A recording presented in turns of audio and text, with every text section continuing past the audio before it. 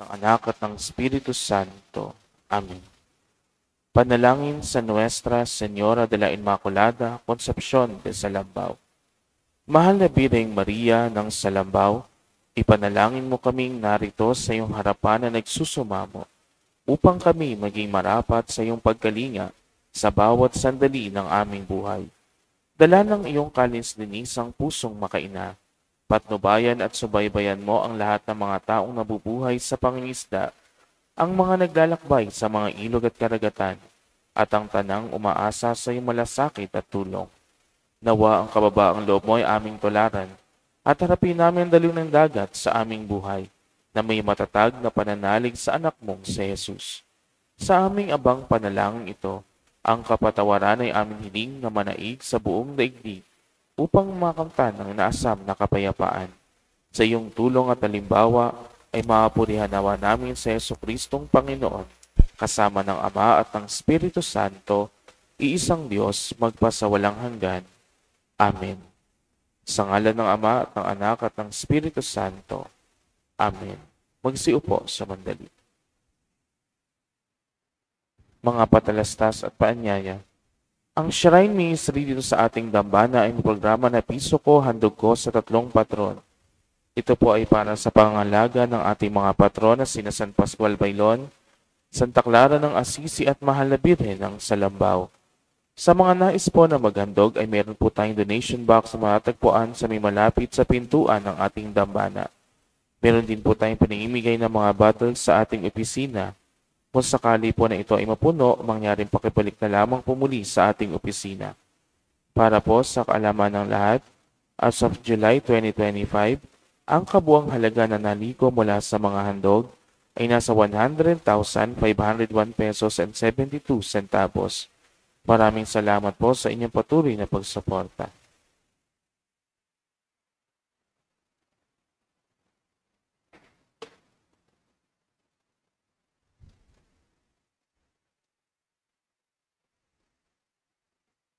Isama rin po natin sa ating mga panalangin, pasasalamat ni Rudy and Marley Enriquez and family, Fredentes Bondok and family, Loren and Meli Garcia and family, Barreto and Kalalang family, SPI Batch 69 Elementary, Evelyn Madam Bacruz and family, Marisol Sanchez and family, Simeona Meneses and family, Attorney Rainier and Anson Yebra, Ariel and Marludes Alfonso and family, Marcelo Calixto and family, Pancracio de la Cruz and family, Mario and Cora Raimundo for wedding anniversary, Paquito and Nelly Rivera for wedding anniversary.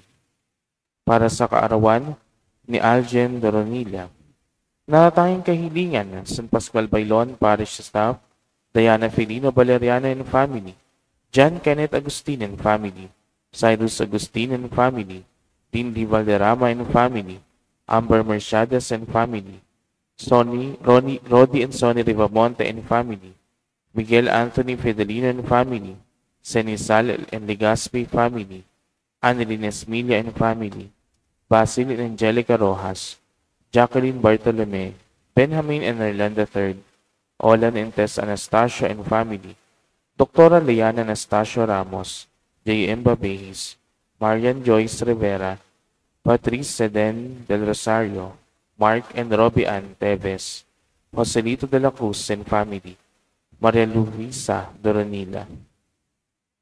Para sa kagalingan, nina Gloria Mercedes, Marla Carpio, Victoria Ilagan, Flor de Lisa Castillo, Carmelisa Valeriano, Mandy Tan, Laura de Ocampo, Claring Santiago, Pablo del Rosario, Luisito Reyes, Teodoro Cruz Jr., Nolicita Carpio, Lani Samonte, Judge Maria Cristina Laderas, Sebastian Errol Carpio, Virginia Masuda, Claracel, Siblia Ong, Eden Rosales, Martina Agacer, Rosalina Kaubig, Jeremy Ven, Milko Agustin, Colby Atisado. Para sa pagkakaroon ng supling na Marvin and Maricris Policarpio, Austin and Jamie Lynn, Hoshi, Roberto Jr. Maria Teresa Silverio, Cernan and Jenny Rivera, Liwin and Linchua, Aladin Lorna Roque, Alvin and Kat Santiago, Gino and Regem Marquez, Christian and Roma Angat, Ralph Gabriel and Janela Deras, Joseph Michael and Vanessa Habson, RJ Kenneth and Leia Geneva Padaw, Derek and Ina Rose Cabuyaw, Francis and Joricel Filomeno. Para sa kapayapaan ng mga kaluluwa, ni Reverend Monsignor Fernando Gutierrez, Reverend Father Jesus Palileo, Francisco N. Petra, Ernesto N. Emiliana, Alfredo N. Epifania, Delphine N. Felisa, Salustiano Maria Purisima, Francisco N. Maria, Trinidad, Filomena, Constantino, Amado, Juanito, Leoncia, Aliw Godofreda, Leocadia, Timoteo, Sinon, Sofia, Philip Agustin, Alfredo Valderrama, Adilberto N. Emilia, Lamberto Mercedes, Andre Ansures, Pascual y Natividad Capiral, Erlinda Capiral, Loreto Amparo Mercedes, Wilfredo Sanchez, Rogelio Meneses, Renato Babhuat, Ethel de Ocampo, Rodrigo Concepcion de Ocampo, Carlos Steven Cruz, Teodoro Cruz Sr., Maria Cecilia Comia, Cecilio Roque, Siltiel Amor Carpio, Jaime Carpio, Fidel Fidelio Sr., Miguel Amadera, Leonardo Anastasio Jr., Simeon Reyes Jr., Francisco Coronel Sr., Arman Peregrina, Floro Ensenada Resurrección, Ferdinand Resurrección, Felipe Leonor Monte, Gabriel Angelo Liwayway, Yolanda Tampos, Marcarlo Anastasio, Reynaldo Villacorta Sr., Pedrito and Maria Silverio, Alberto Enrulita Paglia, Roberto Silverio Sr., Mercedes Ignacio, Arturo Bernardo Sr., Ricardo Joseph, Gilbert Rodriguez, Galo and Veronica Espinosa, Florentino Junto Sr., Percival Yolanda Pascual, Guillermo Talag, Posino Galano, Julie Jane Villanueva, Benjamin Baoy, Elpidio Salvador Eliminada Manahan, Gilberto Manahan, Elizabeth Omagap Narisa Inocentes, Macarion Catalina Domingo, Rufo Ariel Domingo, Roxanne Domingo, Francisca Valeriano, at para sa lahat ng mga yumao sa kripto ng ating simbahan, at para sa lahat ng mga kaluluwa sa purgatorio.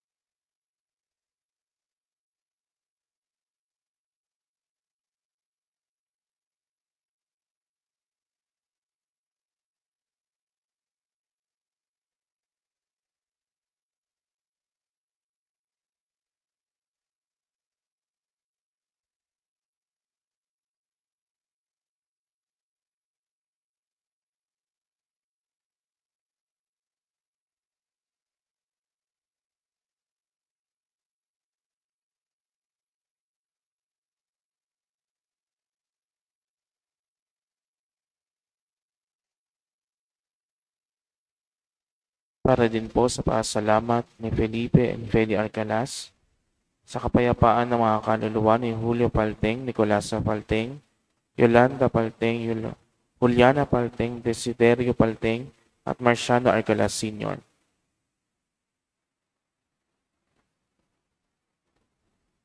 Ikadalawamput-tatlong linggo sa karaniwang panahon.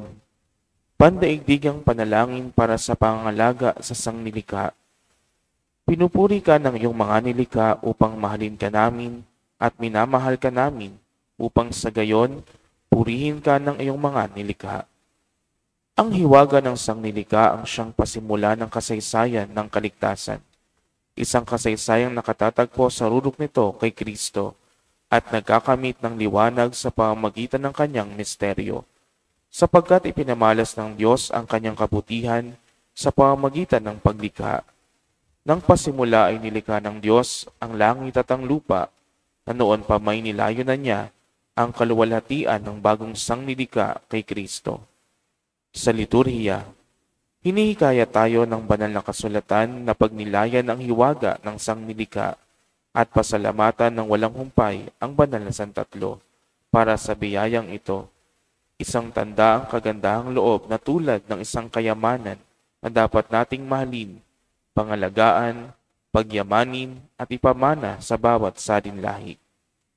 Turo ng simbahan, sa banal na Eukaristiya, ang sangnilikha ay nagmula sa kamay ng Diyos ay nagbabalik sa Kanya sa masaya at ganap na pagsamba. Sa tinapay ng Eukaristiya, ang sangnilikha ay inaakay patungo sa pagiging banal, sa pagiging ng kasal, at sa pakikipagkaisa sa manlilikha. Kaya't ang Eukaristiya ay bukal din ng liwanag at lakas para sa ating malasakit sa kalikasan. Inaakay tayo nito upang maging mga tunay na tagapangalaga ng buong sangnilikha. Magsitayo na po ang lahat at awitin natin ang pambungad na awit.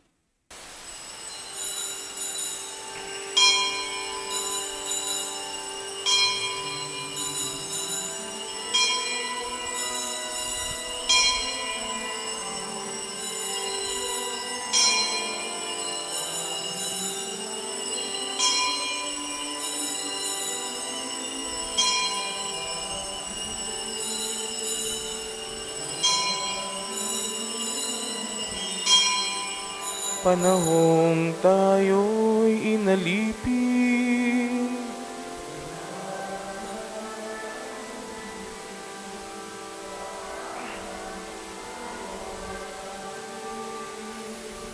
bayan muling magtipon, awitan ng Panginoon, sa piging sariwain, pagliligtas niya sa atin.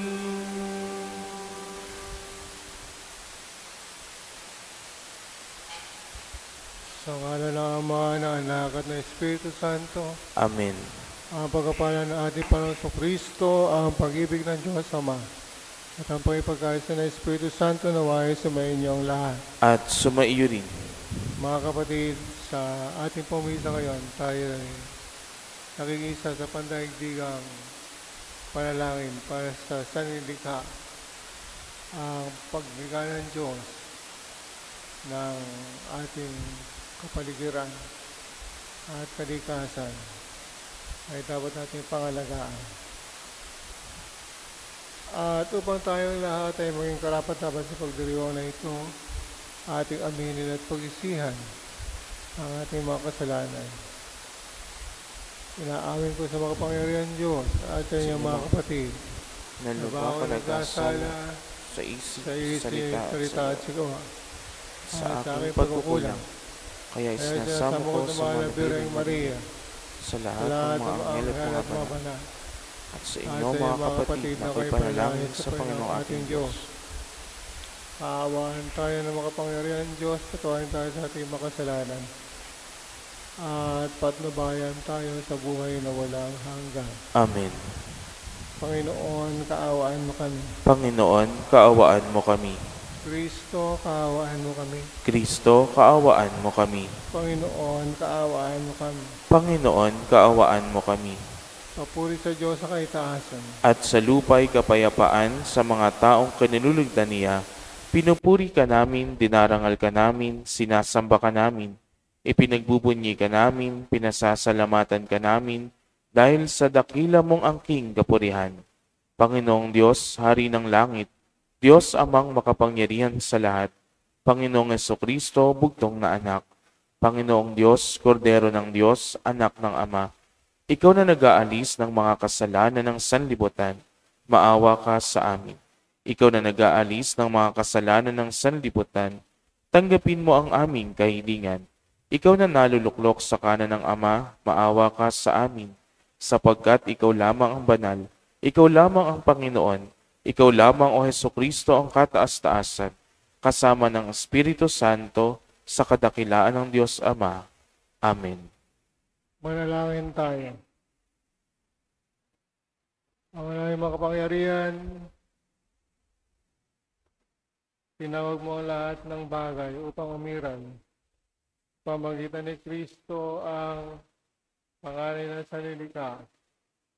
Pagkaloob mong sasamo namin sa pagtalima sa pagpatnubay ng iyong Espiritong buhay ay mapangalagaan namin na may pagmamahal ang gawa ng iyong mga kamay. Pamagitan ng sa Kristo, kasama ng Espiritu Santo, magpasawalang hanggan. Amen.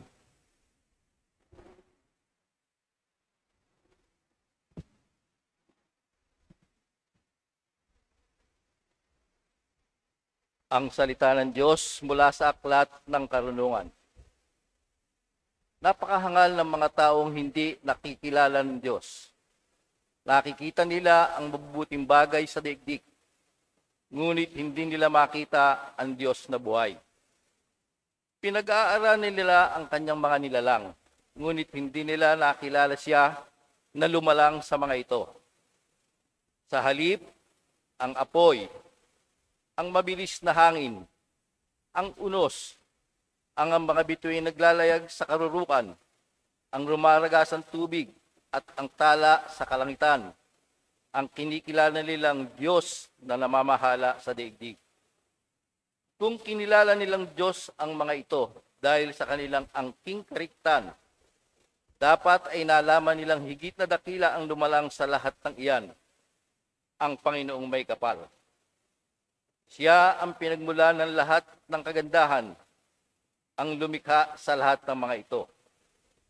Kung namangha sila sa kapangyarihan ng mga ito, dapat nilang nalaman na higit ang kapangyarihan na lumikha sa mga ito, sapagkat sa pagmalas natin sa kaluwakan at kagandahan ng sanlilikha, makikilala natin ang lumikha.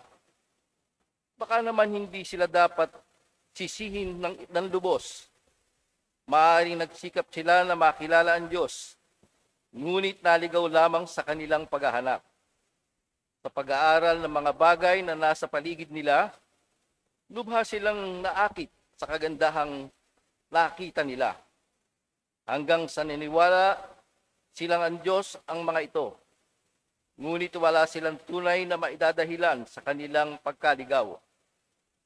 Kung nakayanan nilang ang pag-aralan ang sansinukob, bakit hindi nila nakilala ang Panginoong may likha sa lahat?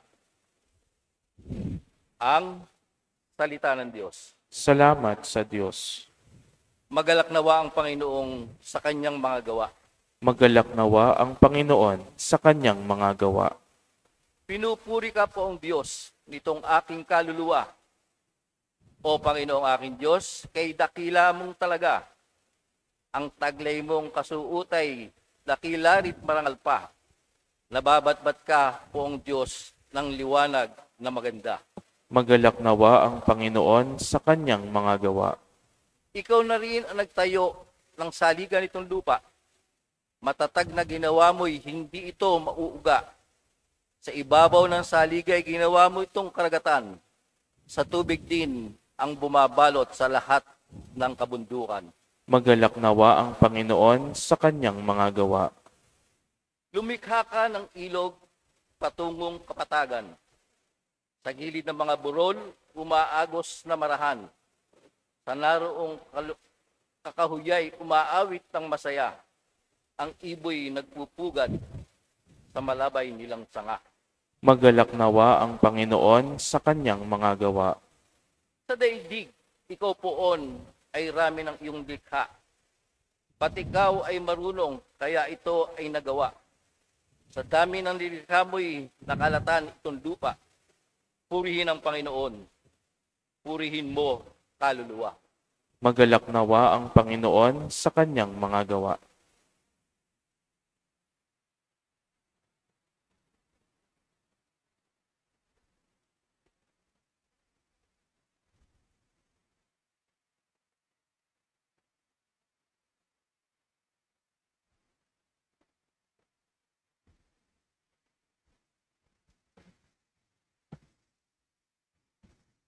Ang salita ng Diyos mula sa sulat ni Apostol San Pablo sa mga taga-Kolosas. Si Kristo ang larawan ng Diyos na di nakikita at siyang may kapangyarihan sa lahat ng nilikha. Sapagkat ang lahat ng nasa langit at nasa lupa, nakikita man o hindi, pati ang mga naghahari, namamahala, mga namumuno, at may kapangyarihang espiritual, ay pawang nilikha ng Diyos sa pamagitan niya at para sa Kanya. Siya'y una sa lahat at sa Kanya nasa salalay ang kaayusan ng lahat ng bagay. Siya ang ulo ng simbahan na Kanyang katawan. Siya ang una, ang panganay na anak, ang unang nabuhay na muli, upang siya ang maging pinakadakila sa lahat ng bagay. Ipinasya ng Diyos na ang kanyang kalikasan ay manatili sa anak at inibig niyang ang sandaigdigan ay makipagkasundo sa kanya sa pamamagitan ng anak. Sa pamamagitan ng pagkamatay nito sa krus, nagkasundo nga ang Diyos at ang lahat ng nilikha sa langit at sa lupa. Ang salita ng Diyos. Salamat sa Diyos. Magsitayo ang lahat.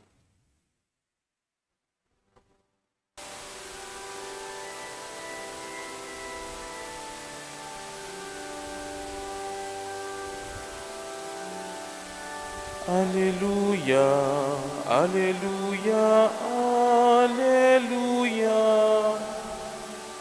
Alleluia, alleluia, alleluia, alleluia.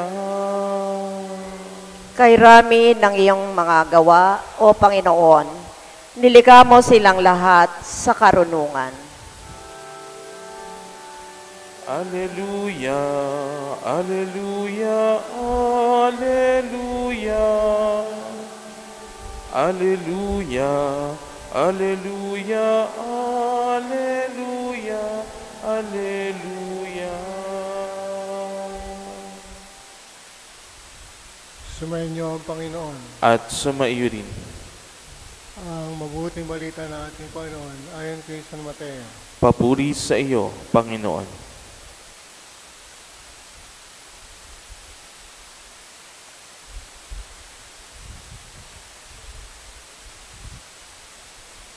Noong panahon yon, sumakay si Jesus sa bangka kasama ng kanyang mga alagad. Umugso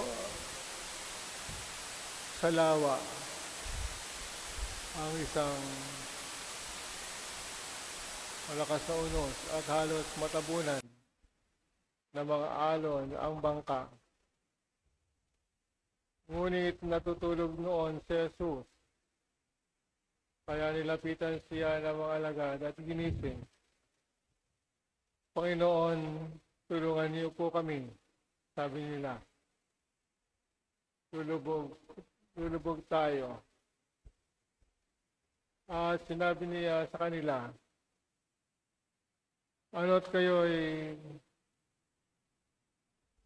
natatakot? Napakaliit ng inyong pananalig.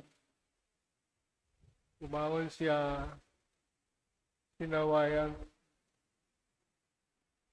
ang hangin at ang dagat, at tumahimik ang mga ito. Na mga silang lahat at ang sabi, anong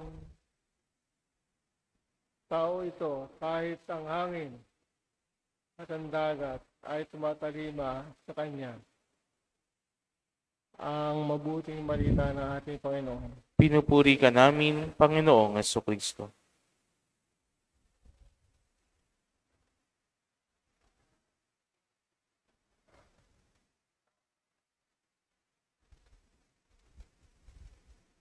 Magandang umaga po sa inyong lahat. Kung kayo po ay mayroong maliit na misal, hindi po mali yung nakalagay dyan na sa ika-23 linggo ng karaniwang panahon, ang mga pagbasa ay nabago sapagkat ito po ay itinakda bilang pandaigdigang panalangin para sa sanilika. At tulad ng ating mga narinig sa mga pagbasa, ito tumutukoy sa pagkalikha ng Diyos sa lahat bilang creation at bilang creator ng mundo at ng sanilika. Ang Diyos ang higit na makapangyarihan sa lahat. Gayun din naman sa paglikha ng Diyos sa lahat ng bagay, nasabi na ito ay pawang mabuti.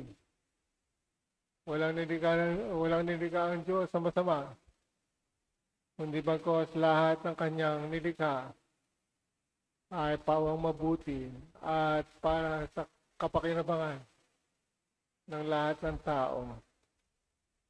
Kaya dapat din po nating isipin na tayo mga tao ay nilikha ng Diyos ayon sa kanyang larawan. Pagka tayo nilikha niyang kawangis at kalarawan. Kaya kahit anong ating pagkatao, ito ay nilikha ng Diyos na kalugod-lugod sa Kanya. Sapagkat ito ay pawang mabuti.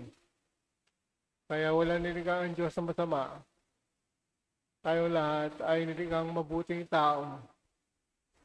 At kung tayo nilikhang mabuting tao, tayo bahagi ng sanilika ng Diyos, na kung saan pati ang ating kapaligiran, pati ang ating mga kabuhayan, pati ang lahat ng ating mga biyaya ay nilikha ng Diyos. Kung kaya sinasabi na noong unang panahon, nilikhain ng Diyos ang sanlibutan, ito ay parang isang paraiso para sa atin. Walang hirap, walang kamatayan, walang gutom, walang sakit. At ang lahat ay magiging masaya sapagkat kapiling natin ang Diyos na may likha sa atin doon sa paraiso. Pero kaakibat po ng pagkakalikha sa tao ay ang ating kalayaan. Mayroon tayong free will na magdesisyon at gumawa ng mga kabutihan o pumili ng tama sa ating pamumuhay. Pero dito po nagkaroon ng pagkakamali ang unang nilikhang tao sapagkat hindi nila inalintana na suwayin ang sinasabi ng Diyos na huwag kakainin ang bunga ng puno doon sa gitna ng paraiso Pero alam po natin ang kwento at ang kasaysayan sa aklat ng Genesis na ginalaw ng tao ang bunga ng punong kahoy na pinagbabawal na kainin. At dahil dito, ang sinunod nila ay ang kanilang sariling kagustuhan. Pinuha ng babae ang bunga ayon sa kanyang pagkaunawa, sinabi ng ahas. Kung kaya hindi niya inisip na ang ahas ay galing sa dyablo. Ang ahas ay isang demonyo na nanunukso upang sila'y mapunta sa kasalanan at kasamaan. Kung kaya sila'y naging isang kabiguan sapagkat dito pumasok ang kasalanan nang sila'y nakinig doon sa demonyo, nang sila'y nakinig doon sa kahinaan ng kanilang mga kaugalian. Kung kaya nagkasala ang tao na wala ang ating mga biyaya, na wala yung ating kagandahan ng buhay, nagkaroon ng sakit, nagkaroon ng kasalanan, at nagkaroon ng hirap, nagkaroon ng gutom, at nagkaroon ng buhay at kamatayan. Kung kaya dahil sa kasalanan, tayo lahat ay nagkaroon ng kapinsalaan sa ating pamumuhay. Kung kaya ito po ay isang paalala sa atin na sa paglikha ng Diyos ng lahat ng bagay, lahat ay mabuti. Pero dahil sa pagpili at paggamit ng tao ng ating kalayaan, ang kalayaang ito naging abuso sa kabutihan ng Diyos sa atin. Kung kaya tayo hindi nanatili sa paraiso at tayo ay napunta sa mundo. At ang mundong ito ay mayroong mga kaakibat na hangganan ang buhay ng tao. At maging magpahanggang ngayon sa buong sanlilikha na kung saan tayo gumagalaw, na nanatili pa rin sa atin ang ugat ng kasalanan, ang ugat ng pagbagsak natin sa panunokso ng dyablo. Kung kaya't marami sa atin yung mabagsak sa kasalanan at naiwalay sa grasya ng Diyos. Mga kapatid, sinasabi po na narinig natin sa mga pagbasa. Sa unang pagbasa, ang mga kapangyarihan sa mundo, tulad ng tubig, apoy, o dili kaya ay mga hangin, ang inakala ng mga tao na kapangyarihan na galing sa Diyos. Kapangyarihan na nanatiling kanilang ginagawang disneyusan. Pero ang tunay na kapangyarihan ay dapat makita natin na ang hangin, apoy, o dili kaya tubig, ang mga kapangyarihan nito ay galing sa may kapal, galing sa lumikha. Kung kaya't wala silang sariling kapangyarihan, kung kaya't hindi sila dapat kilalanin Diyos. Sapagkat ang tunay na Diyos ang may likha ng lahat ng bagay, maging apoy, hangin, o dili kaya tubig. Sila ay nilikha ng Diyos para sa kapanginabangan ng tao. Kaya hindi naman nang ang tao ay mapalaya sa paraiso, nang dahil sa kasalanan, nabuti ng Diyos sa tayo makawalik sa karapatan na maging mga anak niya. Kung kaya't isinugo niya yung kanyang bugtong na anak, ang ating Panginoon Kristo upang tubusin ang kasalanan ng tao at tayo magkaroon ng kapangyarihan na makabalik bilang mga anak ng Diyos doon sa paraiso at tinatawag natin buhay na walang hanggan at buhay sa langit sa piling ng mga banal at ng ating Panginoon. Kung kaya magagawa lamang natin ito kung tayo hindi makikinig sa kasalanan. Magagawa lamang natin ito kung hindi tayo patutokso sa dyablo at hindi tayo babagsak sa bitag ng mga tukso ng kahinaan na dala ng ating kalaban.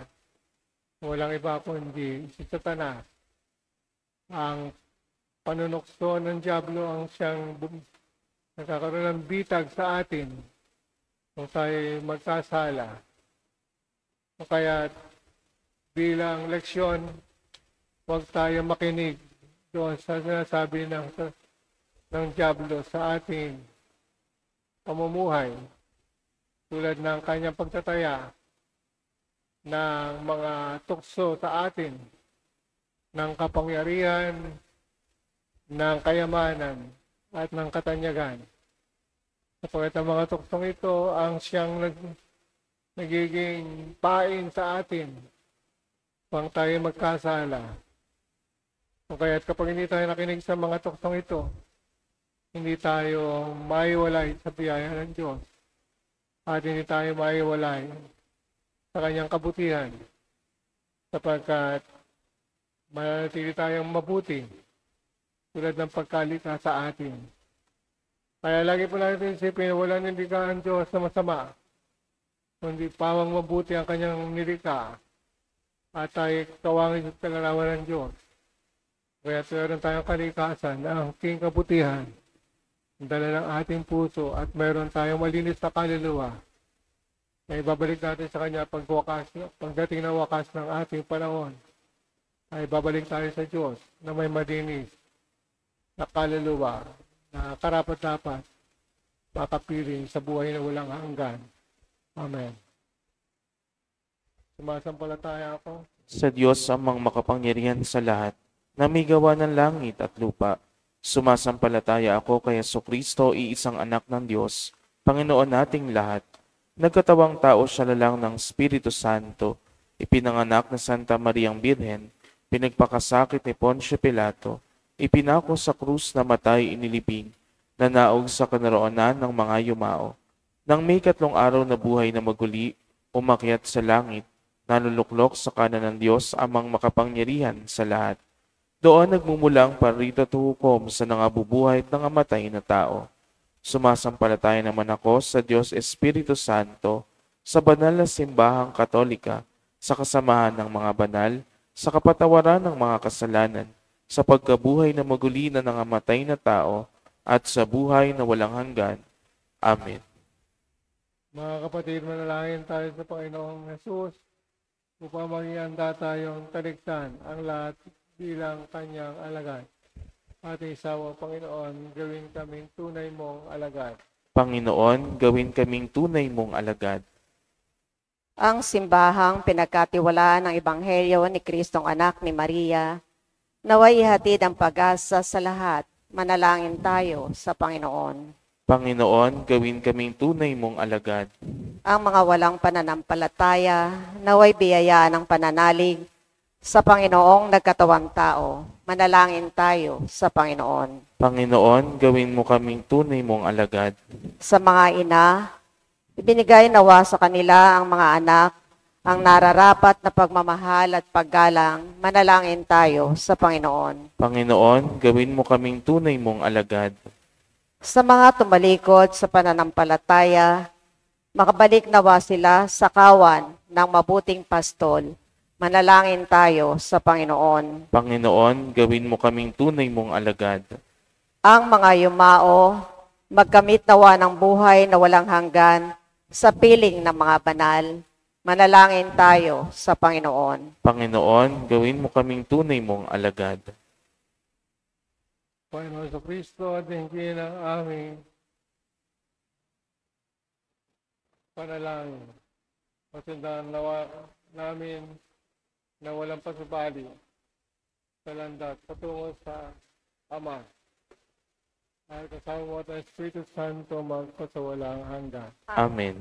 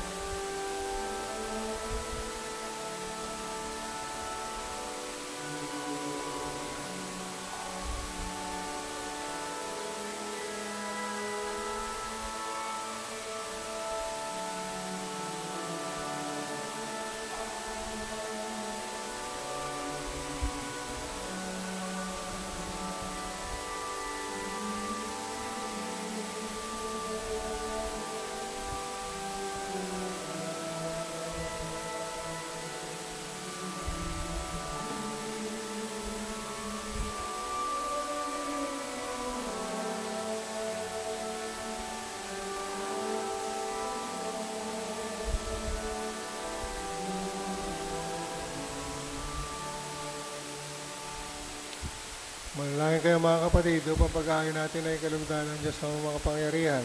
Tanggapin nawa ng Panginoon itong paghahain sa iyong mga kamay, sa kapurihan niya at karangalan sa ating kapakinabangan at sa buong sambayanan niyang banal. Ama namin lumikha, tanggapin mo ang mga bungang ito ng lupa at ng aming mga kamay. Tanggapin mo sa mga ito ang gawain ng iyong paglikha upang sa pagbagong dulot ng Espiritu Santo, ang mga ito ay maging pagkain inumin ng buhay na walang hanggan para sa amin sa pamamagitan ng Jesucristo kasama ng Espiritu Santo magpo sa walang hanggan. Amen. Sumayin niyo ang Panginoon. At sumaiyo rin. Itaas sa Diyos ang inyong puso at diwa. Itinaas na namin sa Panginoon. Pasalamatan natin ang Panginoon ating Diyos. Marapat na siya ay pasalamatan.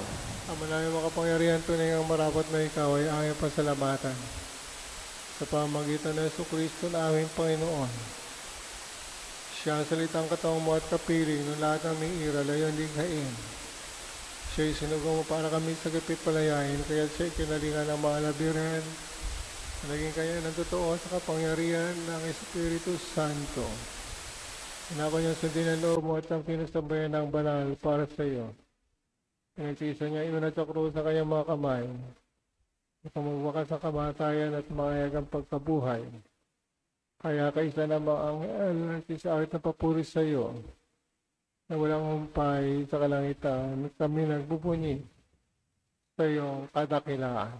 Santo, Santo, Santo, Panginoong Diyos ng mga hukbo, napupuno ang langit at lupa ng kadakilaan mo. O sana sa kaitaasan, pinagpala ang naparirito sa ngalan ng Panginoon. O sana sa kaitaasan. Ama namin banal, ikaw bukal ng tanang kabanalan. Kaya't sa pamamagitan ng iyong Espiritu, kayo ng banal na makaloob na ito. Upang para sa aming maging katawan at dugo ng aming Panginoong Jesucristo. Bago niya pinagtiis ang kusang loob na maging handog, ginawa kanya ang tinapay, pinasalamatan kaniya. Pinagati-ati niya iyon at iniabot sa kanyang mga alagad. At sinabi, tanggapin nila ito at kanin itong aking katawan.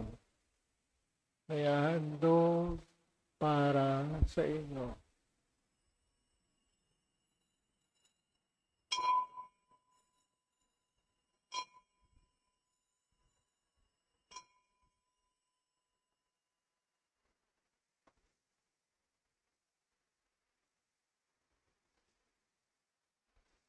Ngayon din naman ang matapos ng hapunan.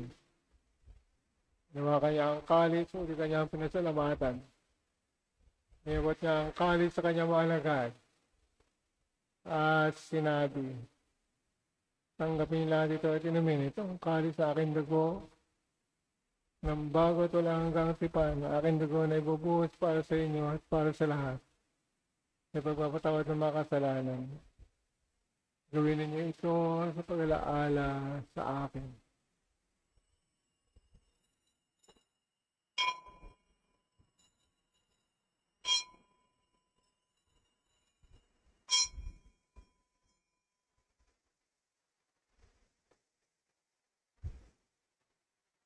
Ipagbunyi natin ngayon ang misteryo ng ating pananampalataya. Si Kristo'y namatay, si Kristo'y nabuhay, si Kristo'y babalik sa wakas ng panahon.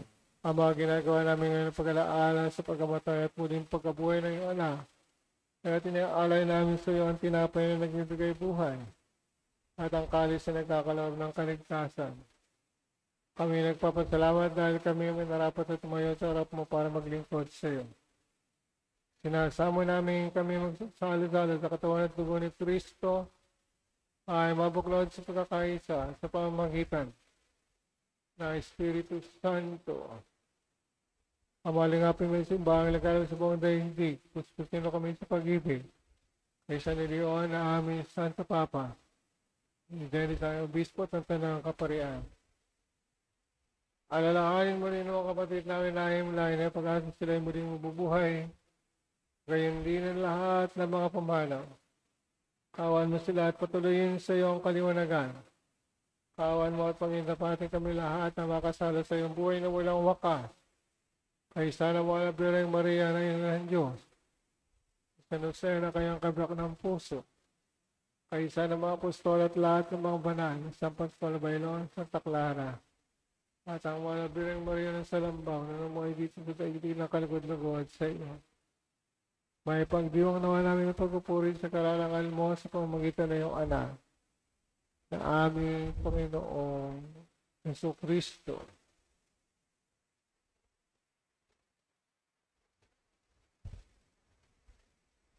Sa pamamagitan ni Kristo, kasama niya sa Kanya, ang lahat ng parangal at papuri sa iyo, Diyos na makapangyarihan, kasama ng Espiritu Santo, magpa sa walang hanggan.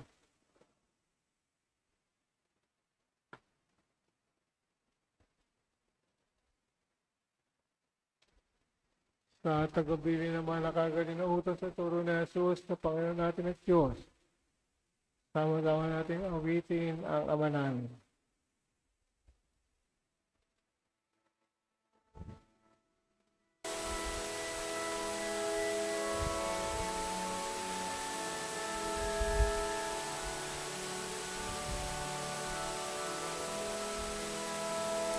Ama namin, sumasalangit ka, sambahin ang ngalan mo, mapasa amin ang kaharian mo, sundin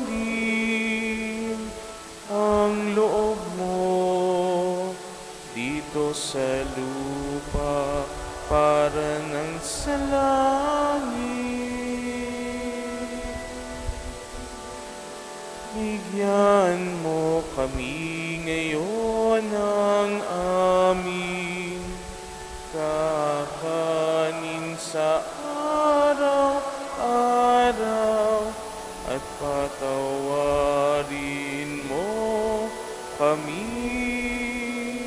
sa aming mga sala para ng pagpapatawad namin sa nagkakasala sa amin. At huwag mo kaming ipahintulot sa tukso at iadya mo kami sa lahat ng masama. Hiniling namin kami o Diyos sa lahat ng masama, pagkalooban ng kapayapaan araw-araw. Higit sa kasalanan na tinayo sa lahat ng kapahamakan.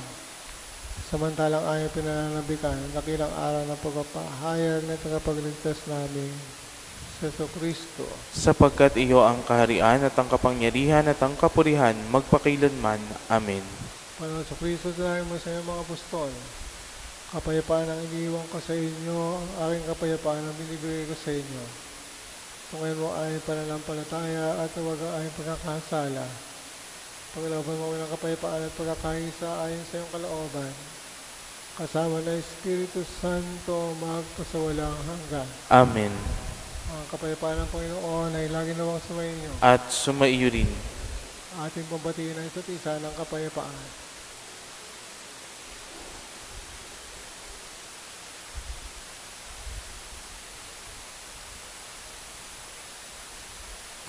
Kordero ng Diyos na nag-aalis ng mga kasalanan ng sanlibutan, maawa ka sa amin. Kordero ng Diyos na nag-aalis ng mga kasalanan ng sanlibutan, maawa ka sa amin.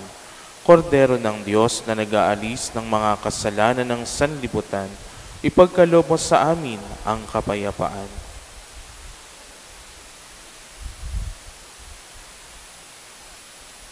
Mga kapatid, na ito ang ating Panginoon, ang kordero ng Diyos na galing sa mga kasalanan sa libutan.